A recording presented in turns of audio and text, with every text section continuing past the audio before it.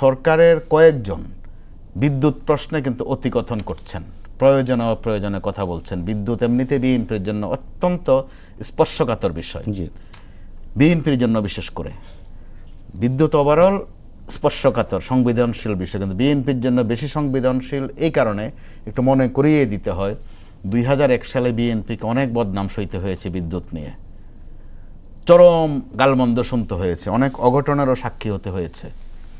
সেটাও ছিল পরবর্তীতে দেখা গেছে যে যেই পরিমাণে বা যেই মাত্রায় বদনাম রচনা করা হয়েছিল প্র্যাকটিক্যালি ওইটা ছিল না, কিন্তু ততক্ষণে বিএনপির অবস্থা কিন্তু তারা, অর্থাৎ তখনকার আওয়ামী লীগ কাবু করে ফেলেছে বিএনপিকে। রতন ভাইয়ের বোধহয় মনে থাকার কথা, দৌড় নামে একটা শব্দ খুব আলোচিত ছিল ওই সময় ডেমরা অঞ্চলে কনসার্টে। এরই মধ্যে আপনি দেখেন ছোট্ট একটা বিষয় তথ্যের প্রয়োজনে বলতে হয়, দৌড়ের কাণ্ড কিন্তু দুই একটা ঘটে গেছে। এই রাজধানীতে একজন জনপ্রিয় এমপি, একজন জনপ্রিয় প্রশাসক, খুব কর্মী বান্ধব, তারা কিন্তু ভুলে হোক আর শুদ্ধে হোক আর অপতথ্যে হোক আর আধা সত্য তথ্যে হোক ছোট্টখাট্ট একটা দৌড় কিন্তু দিয়ে ফেলেছেন। আবার সম্ভবত পল্লী বিদ্যুতের প্রায় 80টির মতো কেন্দ্রে অফিস থেকে সরকারের কাছে সহযোগিতা চাওয়া হয়েছে, যে কোনো সময় তারা একটা বাজে অবস্থায় পড়তে পারে। তো এরকম সময়ে যেখানে স্বয়ং প্রধানমন্ত্রী গতকাল আশ্বাস দিয়েছেন যে বিদ্যুতের প্রশ্নে শিগগিরই একটা ভালো খবর তিনি দেওয়ার চেষ্টা করছেন, কিন্তু একই দিনে আমরা দেখলাম দুজন মন্ত্রী, দুপুরে একজন, সন্ধ্যা নাগাদ আরেকজন বললেন যে না, 2 বছরের মধ্যে কিছু করা যাবে না, 6 মাস 1 বছর হবে না, 2 বছরের। তাহলে অন্তত একটা দিন পরে, 2টা দিন পরে হলো এই ধরনের ভিন্ন মতটা আসলে সম্ভবত একটু সুন্দর হতো।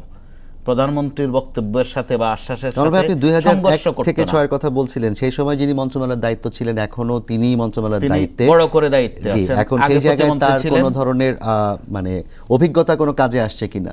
আমরা তো আশাবাদী ছিলাম যে তিনি এই সেক্টরে অত্যন্ত অভিজ্ঞ মানুষ, দলেও পুরনো লোক, আবার ব্যক্তিগতভাবেও তিনি অত্যন্ত সম্ভ্রান্ত বংশের দক্ষ মানুষ, যে ভালো করবেন। তিনিও যে চেষ্টা করছেন আমরা দেখছি, কিন্তু ওই যে মাঝে দিয়ে যেটা আমি বললাম যে অতিকথন বা একটু মুখ পাণ্ডিত্য করা, এই প্রবণতাটা বেশি। একজন বলে ফেললেন যে বিদ্যুৎ আছে ব্যাপক, কিভাবে যে বিদ্যুৎ স্পৃষ্ট হয়ে এতজনের মৃত্যু হয়েছে, তার মানে তো বিদ্যুৎ আছে। এটা রং তামাশার বিষয় না, কিন্তু বিদ্যুৎটা অন্তত বিএনপির জন্য, আবারও বলছি, সংসদে বলেছেন সেটা, হ্যাঁ, অন্তত একটু হিসাব করে কথা বলা উচিত। আবার আমরা বলছি গ্যাসের সংকট, তামাশা করে বলা হচ্ছে যে গ্যাসের দুরবস্থার কারণে তো চট্টগ্রামে 9 জনের মৃত্যু হয়েছে, মাত্র 3 দিন আগের ঘটনা। তো এগুলো তামাশার বিষয় না, এই ধরনের বিষয়ে কথা বলতে একটু সতর্ক থাকা ভালো। কারণ বিগত সরকারটি আপনি দেখেন শেষ 36 দিনে তো ছিলই, তার আগের কয়েকদিনও এই ধরনের হালকা কথাবার্তায় পরিস্থিতি কিন্তু যে কোনো ক্রাইসিসেই সরকার প্রধান নিজেই বলতেন, হ্যাঁ, উনি নিজে হয়তো 1 বেলা বলতেন, ওবায়দুল কাদের 3 বেলা বলতেন, হাসান মাহমুদ আধা বেলা বলতেন, তো তারা একটা গদ্য পদ্য মিলিয়ে ফেলতেন। তো এই সরকারের তো ওখান থেকে শিক্ষা নেয় আর কিছু বিষয়াদি আছে। তো এরকম জায়গায় আজকে দেখেন অর্থনৈতিক পরিস্থিতি কোন পর্যায়ে গেলে নিশ্চয়ই সরকার অনুধাবন করছে। আর এটা তো সত্য, কোনো সমস্যা আছে কিনা এটার প্রথম সমাধানের নমুনা হচ্ছে যে আপনি সমস্যাটা স্বীকার করেন কিনা। এই স্বীকার অস্বীকার নিয়েও কিন্তু আমরা একটা মাঝে মধ্যে অতিকথন দেখি।